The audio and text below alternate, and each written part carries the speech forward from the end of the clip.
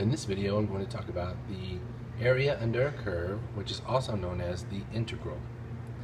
Here we have our function f here, which is defined by this equation, negative 0.5x to the third plus 2x squared minus x plus 1. So our green line is our function. Now what we're looking at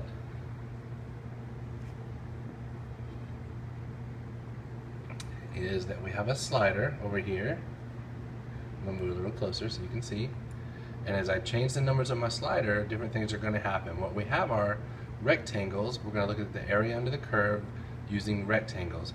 And so from our interval today is from A to B, which are negative 1 to 3. We're going to look at the area under this curve across that interval.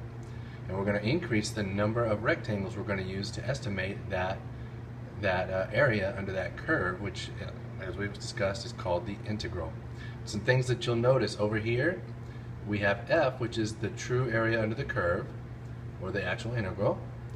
We have the difference between the upper sums of the upper rectangles and the lower sum, which is the lower rectangles. Now the upper sum takes the interval that you've created, whatever the uppermost point is, and it creates rectangles, and they're equally spaced apart based on the number here, n. As n increases, the number of rectangles will increase. Same with our lower sum, the number of rectangles will increase as n increases, and it is based off the lowest point of our range from negative 1 to 3. So we have over here, we have our upper sum, which will be computed, our lower sum, which is going to be computed, that difference, and this is n, the number of rectangles that we're using.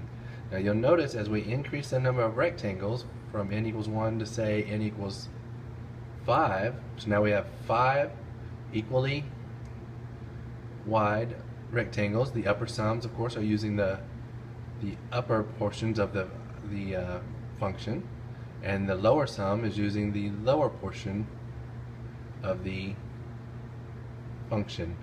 Now if you notice over here, as we increase our number of rectangles so that these extra spaces are gone, we're going to get closer and closer to the actual integral or difference. So now our difference is 1.48, which is smaller than it was. Our lower sum has gotten bigger. It was at 3, and our upper sum started out at 18 when there was one rectangle, and now it's at 9.42. As we increase to say 25 rectangles, our difference has gone to 1.07. We're getting closer and closer to that difference being 0. If we get to that, that's when we know that we have our actual integral value. Our upper and lower sums are getting closer and closer to the same value. Our upper sum is now down to 9.21. and our lower sum is up to 8.14. And that's at 25 rectangles. If we increase that, say, to 40 rectangles, our difference has dropped to 0.67. Again, we're getting closer and closer to that actual number of 8.67 for the value of that integral. Our lower sum is now 8.34, and our upper sum has shrunk to 9. And our slider is set to go to 50, so if we go to 50, again, we're getting closer and closer. We're only 0.53 away. Our lower sum has gone to 8.4, and our upper sum has gone to 8.94. So that difference of 0.53, that's how far away we are from the actual integral value.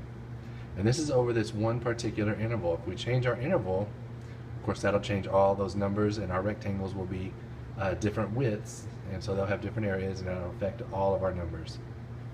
But for this one, once we get up to 50, we're very close, 0.53 away from the actual integral value of 8.67. Lower sum 8.4, upper sum 8.94. We increase n anymore and we'll get closer and closer. Thank you.